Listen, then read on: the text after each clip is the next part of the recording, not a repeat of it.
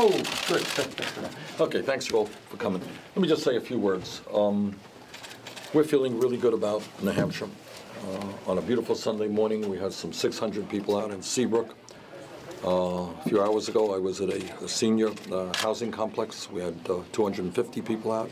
And it kind of blows me away the number of people we have coming out who are prepared to volunteer in the campaign and come to the opening of one of our offices, a couple of hundred people there. So, and tonight, I think we're going to have a really, really good turnout at the University in Durham, several thousand people. I increasingly believe, as I go around the country, that there is a real desire in this country to move away from establishment politics and establishment economics and create a government that works for all of us and not just a handful of billionaires. And all across the political spectrum, whether people are conservative, progressive, or whatever, I find profound disgust with a campaign finance system that is allowing billionaires to try to buy this election.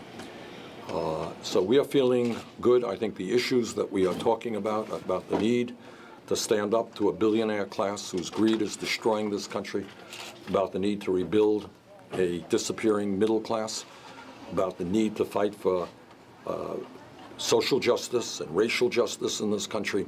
I think those are issues that are resonating, and I am feeling increasingly confident that we're going to do really well here in New Hampshire.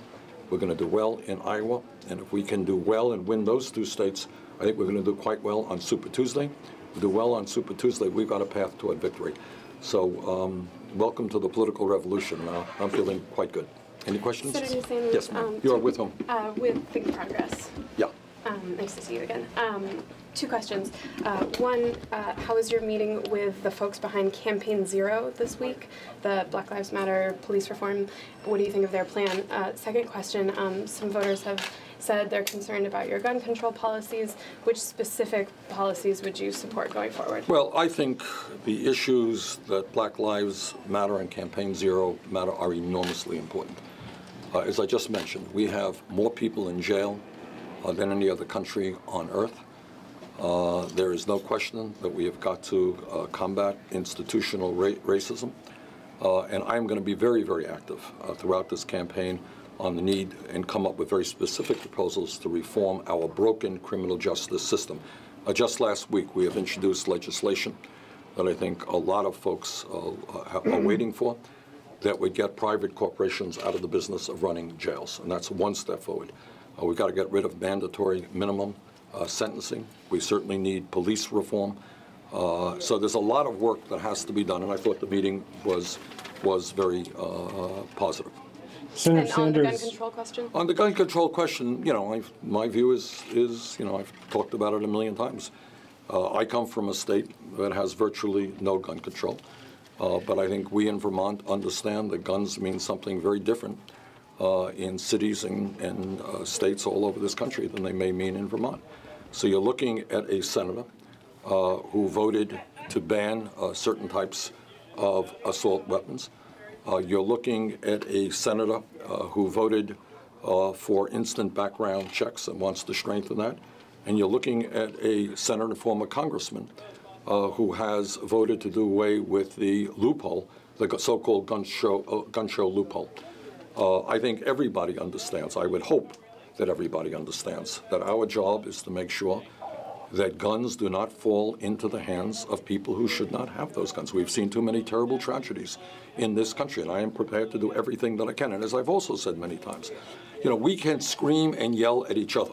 You know, there are some people in this country who believe no gun control at all.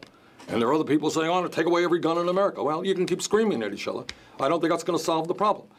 So I think the views that I am representing, coming from a rural state where guns are mostly associated with hunting, is a view and somebody who can bring people together for common sense gun control legislation, and I intend to try to do that.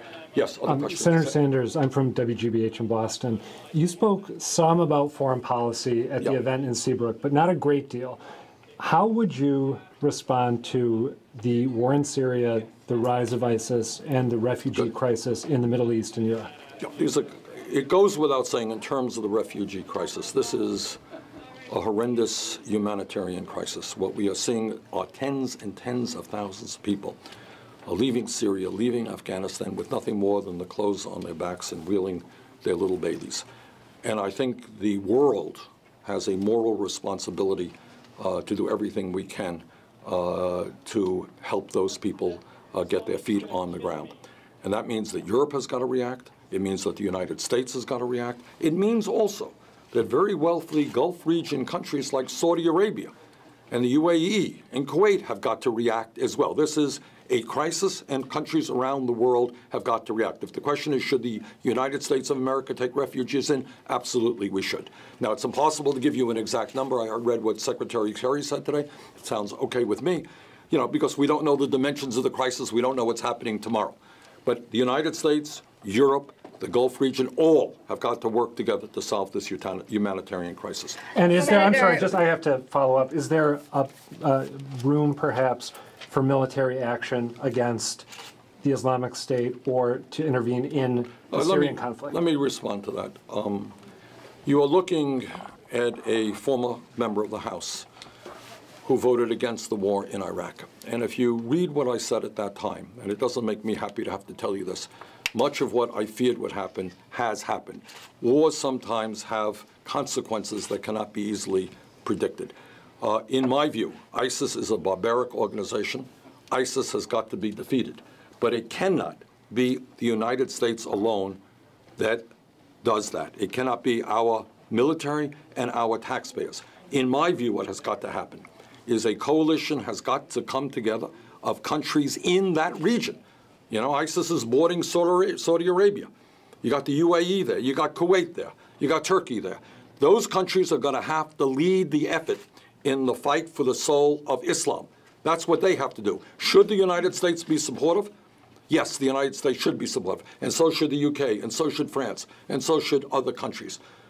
But the hand-to-hand fighting, the troops on the ground, have got to be done, in my view, and led by the Muslim countries in the region. Senator, a lot of candidates are, Hillary with Fox, a lot of candidates are now talking about the heroin epidemic, both Republican and Democrats. Does this please you to kind of see a bipartisan recognition of this problem? It is a terrible tragedy, God. It's a tragedy right here in New Hampshire. It's a tragedy in my own state of Vermont.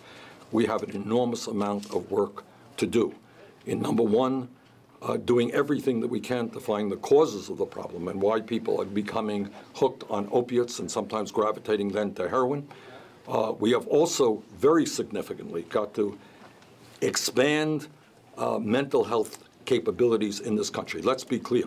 We are way, way, way behind where we should be. I get calls in my office from people who are at their wits' end about where they can find treatment for somebody in their family that's affordable and accessible. So I think we need a revolution in mental health treatment in this country, and I will work very hard to make that happen. Are you glad to see, sorry, just to follow up to my point, are you glad to see Republicans kind of also talking about this problem? Yes, I am. I mean, I think you have to be blind not to see the tragedy that is taking place in New Hampshire, and it's a very serious problem in Vermont, and it's a very serious problem all over this country. So to answer your question, yes, I'm glad that Republicans are acknowledging this issue, and I hope that we can work together to go forward on it. So, Senator, this morning, Kailani from NBC on Meet the Press, we heard Dr. Carson say that he wouldn't support a Muslim as president. I know you had a short statement. Say that again. He wants to say that he wouldn't support a Muslim as president, and you've had a short statement on this, but do you have any response to that? Yeah, I do. This is the year 2015. For a long, long time in the history of America, there were people who say, no, we don't want a Catholic to be president of the United States. And then, John F. Kennedy became president in 1960. And people say, no, we don't want a black guy, an African American to be president of the United States. And then finally, Barack Obama became president of the United States. Look, you judge candidates for president not on their religion, not on the color of their skin, but on their ideas, on what they stand for. That's what democracy is supposed to be about. So I was very disappointed in Dr. Carson's statement. I disagree with him. Senator, do endorsements matter? Right? You talk a lot about grassroots only when campaigns. I get them. When the other guys get them, they don't. Governor Hassan endorsing Hillary Clinton. Any thoughts on that? Well, obviously, it's not a great surprise. Look, it is no secret that I am taking on the establishment. All right? I think we could all acknowledge that. And we can all acknowledge that the vast majority of the governors and the senators and the members of Congress will support Secretary Clinton. That's no great surprise. But on the other hand, at the end of the day, what is more important is that we are seeing a huge groundswell of support from young people, from working people, from seniors, all over this country. You know, people coming out to our meetings in huge numbers, people volunteering in our campaigns. And I will tell you, and I've said this before, that in the last election, the midterm election, last November, the Republicans didn't win, Democrats lost. And we lost because the voter turnout was abysmally low. 63% of the American people didn't vote. Democrats are not going to win elections, now and in the future. When 63% of the people don't vote, when 80% of young people don't vote. The way Democrats retain the White House, regain the Senate, and do well in the House, and win governor's chairs all over this country, is when millions of people who have given up on the political process suddenly begin to get involved again and vote and get involved in campaigns. And frankly, I believe that our campaign is the campaign that is exciting people, that is energizing people, that is getting people involved in the campaign. You just saw it 5 minutes ago. All right, this is 4:30 on a Sunday afternoon, a beautiful afternoon. We had hundreds of people out there who are going to be involved in this campaign. We saw the same thing in Concord, New Hampshire. We're seeing the same thing all over this country. That's how you win that's how you win elections. Endorsements are fine. I don't put them down. But at the end of the day, what we really need are millions of people who have given up on the political process to get back into it, and we're doing just fine in that regard. Thanks, everybody. Okay, good. Thank you all very much. Thanks very much.